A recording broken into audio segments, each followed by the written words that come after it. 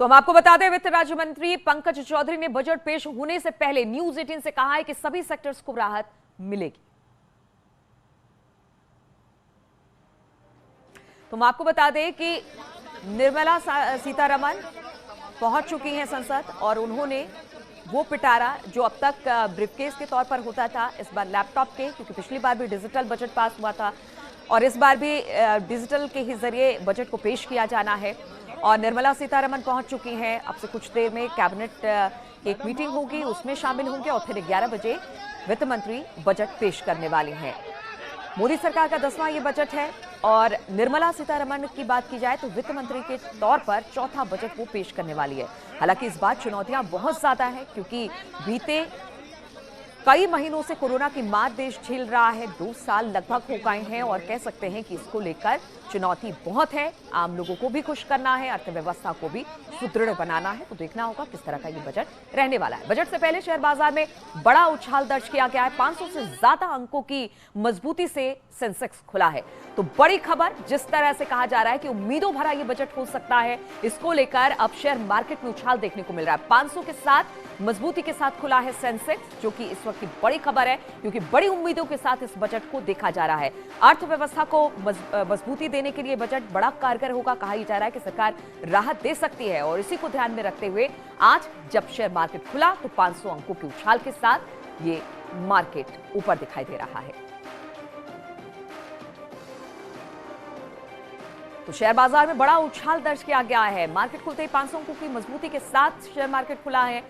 अगर इस बजट की बात की जाए तो कहा जा सकता है कि बहुत उम्मीदों वाला बजट है। सुबह 10 बजे केंद्रीय कैबिनेट की बैठक, आज इसमें बजट पेश किया जाना है। 11 बजे भाषण शुरू होगा और देखना होगा कि क्या कुछ इस बजट भाषण में आम लोगों के लिए निकलने वाला है। खासतौर पर अगर इस बजट की बात की जाए तो सोशियो इकोनॉमिक बजट इसे कहा जा रहा है क्योंकि दोनों तरफ ध्यान देने की जरूरत है। चाहे अर्थव्यवस्था को सुदृढ़ बनाने के लिए बजट कितना कारगर होगा उस पर भी नजर रहेगी और आम लोगों को कितनी राहत मिलती है, क्योंकि महंगाई, बेरोजगारी, इन सब मुद्दों से पार पाना है तो सरकार को एक मजबूत और राहत देने वाला बजट लेकर आना पड़ेगा और इस चीज की उम्मीद लोग भी लगा रहे हैं।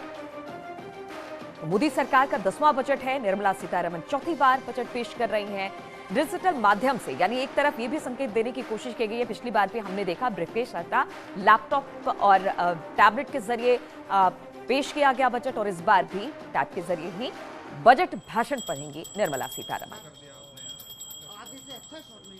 और पूजा पाठ का भी दौर हो गया। हमने देखा कि वित्त राज्य मंत्री ने भी अपने घर पर पूजा पाठ की और किस तरह से बजट से पहले ये पूजा अर्चना, हर बार हमने देखा है कि भगवान से आशीर्वाद लिया जाता है और इस बार भी कुछ ऐसे ही देखने को मिला।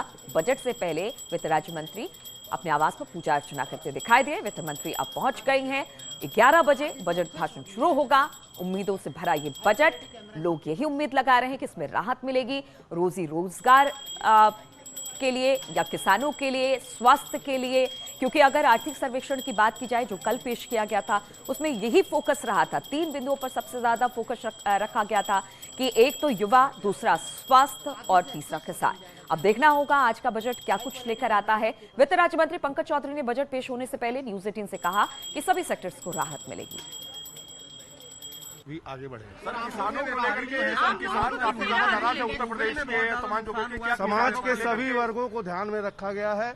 निश्चित तौर से थोड़ा इंतजार करिए, बजट आएगा, सब कुछ सामने। कोरोना काल रहा सर 2 साल और उसके बाद इस बजट से लोगों को काफी उम्मीद है। क्या स्वास्थ्य क्षेत्र इन सभी सेक्टरों को, सभी चुनौतियों को ध्यान में रख करके ये बजट आने वाला है। थोड़ा धैर्य रखें आप लोग, कुछ घंटों की बात है। बजट से किसान भी उम्मीद करें, निश्चित तौर से सभी वर्ग को उम्मीद। और आपको जरा बता दें कि बजट से किस तरह की उम्मीदें आम लोग लगा रखे हैं। तो बजट से क्या उम्मीद है? सबसे पहली बात, टैक्स में छूट शायद मिल जाए क्योंकि 2.5 लाख से 5 लाख की उम्मीद लगाकर बैठे हैं जो नौकरी पेशा लोग हैं। वहीं स्टार्टअप में भी मदद के लिए एक बड़ा बजट मिल सकता है क्योंकि खासतौर पर कोविड काल में स्टार्टअप के लिए कहा यह गया कि अपनी तरह से रोजी रोजगार शुरू करें और इससे कहीं ना कहीं देश की अर्थव्यवस्था में भी सुधार होगा। खासतौर पर रियल स्टेट की बात की जाए तो रियल स्टेट सेक्टर को भी इस बजट में थोड़ी सी राहत मिल सकती है। कई ट्रेनों का तोहफा भी मिल सकता है लोगों को, कई राज्यों को ये ट्रेनों का तोहफा मिलेगा, वहां के लोग थोड़े से खुश होंगे। इसके अलावा इक्विटी निवेश की बात की जाए तो एसटीटी हटाने की मांग भी यहां पर की जाएगी। और कैसा हो सकता है बजट, ये भी हम आपको बता दें, क्योंकि कल जब आर्थिक सर्वेक्षण पेश किया गया था तो एक खाका खींचने की कोशिश की गई थी 2022-23 की। वो हम आपको बता रहे हैं कि किसानों को लेकर हो सकते हैं बड़े ऐलान। खासतौर पर अगर स्वास्थ्य सुविधाओं की बात की जाए तो इसको भी बढ़ाया जा सकता है, इस पर भी जोर दिया जा सकता है। इसमें भी जो बजट का आवंटन है उसे बढ़ाया जाए, क्योंकि कोविड काल में हमने देखा कि किस तरह से लोगों को परेशानी हुई। तीसरी बात अगर बात की जाए तो स्वच्छ पानी को लेकर हो सकता है कोई बड़ा ऐलान, क्योंकि लगातार अगर केंद्र सरकार की बात की जाए तो स्वच्छ पानी मुहैया कराने के लिए वो हर जलकल योजना की शुरुआत भी की गई है, जिससे कि हर व्यक्ति को स्वच्छ पानी मिले। इसके अलावा कल्याणकारी योजनाओं के लिए बढ़ाई जा सकती है रकम, क्योंकि जो भी बात केंद्र सरकार कर रही है उसमें अगर उसको लोगों तक पहुंचाना है तो उसके लिए बजट का आवंटन किया जाना जरूरी है। ज्यादा से ज्यादा बुनियादी ढांचे को बेहतर करने के लिए बढ़ाई जा सकती है रकम, यह भी कहा यह जा रहा है। छठी बात अगर हम बात करें तो ग्रामीण अर्थव्यवस्था में तेजी से बड़े ऐलान हो सकते हैं, ताकि यहां पर ज्यादा से ज्यादा ग्रामीण इलाकों में सुविधाएं मिल सके। और इसी पर बातचीत करने के लिए दिल्ली से हमारे साथ पवन गौड़ जुड़ गए हैं। पवन, आज जो बजट पेश होना है वो उसे उम्मीदों भरा बजट कहा जा रहा है। हालांकि हर बार हम यही उम्मीद कहते हैं कि शायद कुछ बेहतर हो, लेकिन इस बार खास तौर से क्योंकि कोरोना काल में बहुत चीजें लोगों ने झेली है, रोजी रोजगार चला गया, आमदनी खत्म सी हो गई है, ऐसे में आज किस तरह की उम्मीद लगाकर बैठे लोग?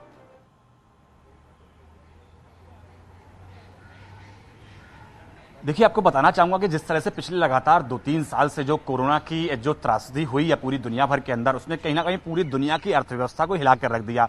और यही हालात कमोबेश भारत में भी देखने को मिले। लेकिन लगातार सरकार इस प्रयास में रही कि कहीं ना कहीं अर्थव्यवस्था है उसको लगातार मेंटेन किया जाए, और कोशिश की गई कि उसको बिल्कुल पूरी तरह हाथ से कंट्रोल से बाहर नहीं जाने दिया जाए। और वही कारण है कि लगातार जो अर्थव्यवस्था है वो कहीं ना कहीं अब पटरी पर वापस लौटती हुई भारत की दिखाई दे रही है।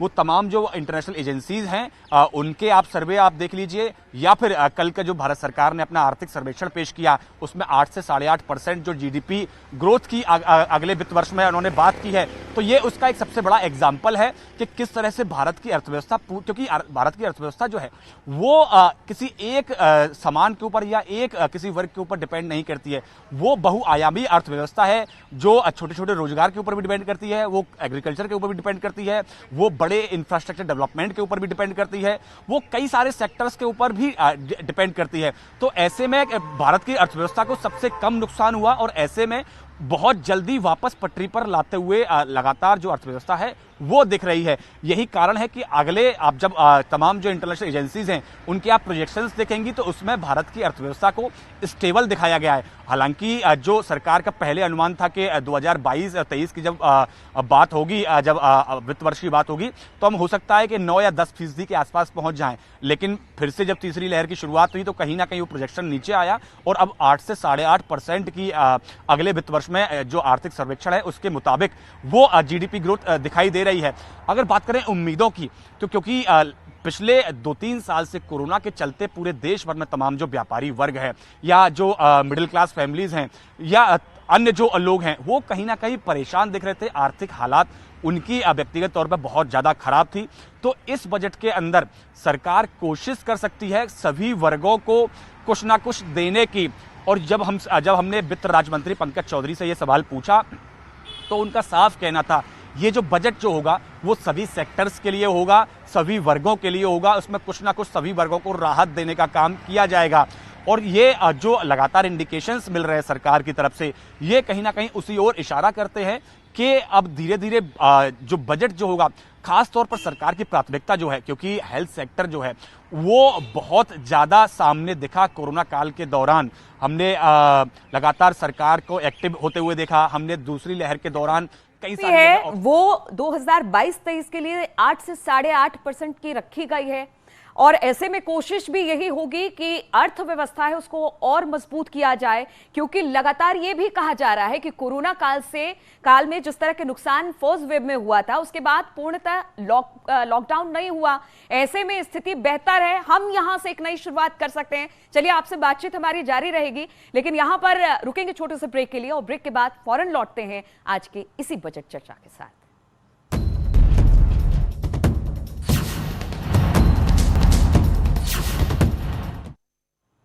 और राष्ट्रपति भवन पहुंच चुके हैं निर्मला सीतारमण। आज 11 बजे संसद में देश का बजट पेश करेंगी। बजट पेश करने से पहले राष्ट्रपति से मुलाकात करने पहुंची हैं। उनसे मुलाकात के बाद वो एक बार फिर से कैबिनेट में जाएंगी। वहां पर जाने के बाद फिर 11 बजे वो बजट पेश करने वाली है। लेकिन इस वक्त राष्ट्रपति भवन पहुंचे हैं निर्मला सीतारमण, यहां पर राष्ट्रपति से मुलाकात करेंगी। हर साल बजट पेश करने से पहले राष्ट्रपति से एक तरह से कहा जा सकता है कि अनुमति मांगा जाता है या फिर उनसे मुलाकात की जाती है। और आज भी वित्त मंत्री पहुंची हैं राष्ट्रपति भवन, यहां पर राष्ट्रपति से मुलाकात करने पहुंची हैं और 11 बजे आज बजट पेश कर देंगे निर्मला सीतारमण। बजट से बहुत ज्यादा उम्मीदें हैं, हर क्षेत्र हर सेक्टर को उम्मीदें हैं।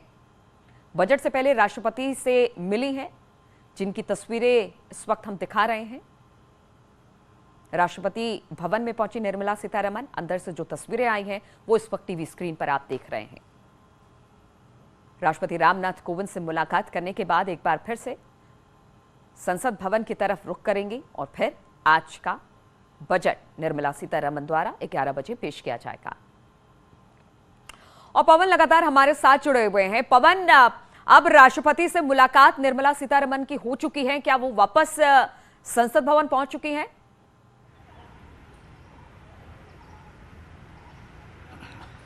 देखिए, अभी वो थोड़ी देर के अंदर राष्ट्रपति से मुलाकात करके राष्ट्रपति भवन से निकलने वाली हैं और सीधे वो पार्लियामेंट जाएंगी। वहां 10:10 पर एक कैबिनेट मीटिंग होगी और कैबिनेट मीटिंग के अंदर, क्योंकि ये परंपरा रहती है कि अब जब बजट होता है तो बजट को पहले कैबिनेट से पास कराना होता है, तो अब 10:10 पर संसद भवन के अंदर कैबिनेट बैठक होगी और कैबिनेट में बजट को पास कराया जाए, प्रस्ताव उसका पास होगा बजट का। उसके बाद में 11 बजे वित्त मंत्री संसद भवन के अंदर बजट को पेश करेंगी। तो अब से थोड़ी देर के अंदर बस संसद भवन जो वित्त मंत्री हैं वो पहुंचने वाली हैं और फिर 10:10 पर कैबिनेट बैठक शुरू होने वाली है।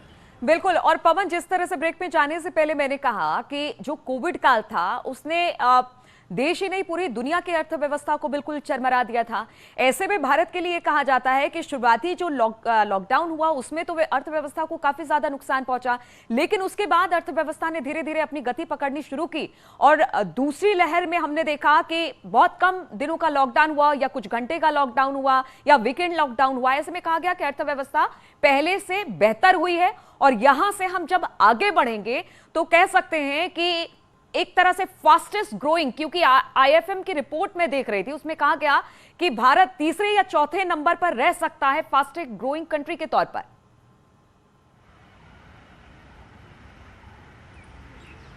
जी बिल्कुल, जिस तरह से पहली जो वेव थी कोरोना की उसमें पूरा देश पूरी दुनिया बंद हो गई थी, उसके बाद में भारत की जो जब लॉकडाउन जब धीरे धीरे हटने लगा तो भारत की अर्थव्यवस्था जब खुलने लगी तो धीरे धीरे बढ़ने लगी।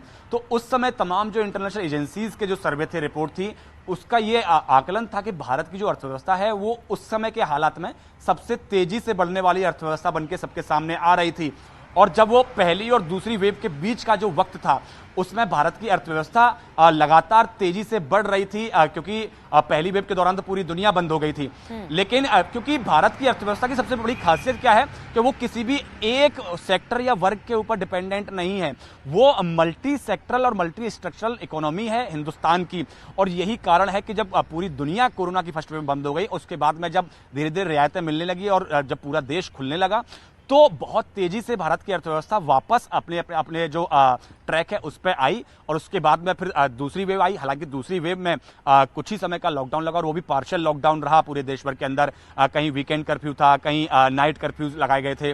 तो उसके बाद बिल्कुल। और पवन, इस वक्त हम सीधी तस्वीरें दिखा रहे हैं, चूंकि टैबलेट के जरिए वित्त मंत्री बजट पढ़ेंगे, लेकिन एक जो छपाई होती है बजट की जो कॉपियां बनती हैं, जो हर एक विभाग में जाती है, वो कॉपियां इस वक्त संसद भवन में पहुंचती दिखाई दे रही है। आप हरे कपड़े में देख सकते हैं कि किस तरह से इस जो बजट की जो प्रतियां हैं उनको लेकर आया गया है संसद भवन, और फिर हर एक विभाग में इसे डिस्ट्रीब्यूट किया जाएगा, भेजा जाएगा, इसलिए ये यहां पर लाई गई है। आपसे कुछ देर में राष्ट्रपति भवन से जब वित्त मंत्री निकलेंगी तो पहुंचेंगी सीधे संसद भवन। यहां पर कैबिनेट की एक बैठक होने वाली है जिसमें अनुमति मांगा जाता है बजट पेश करने के लिए।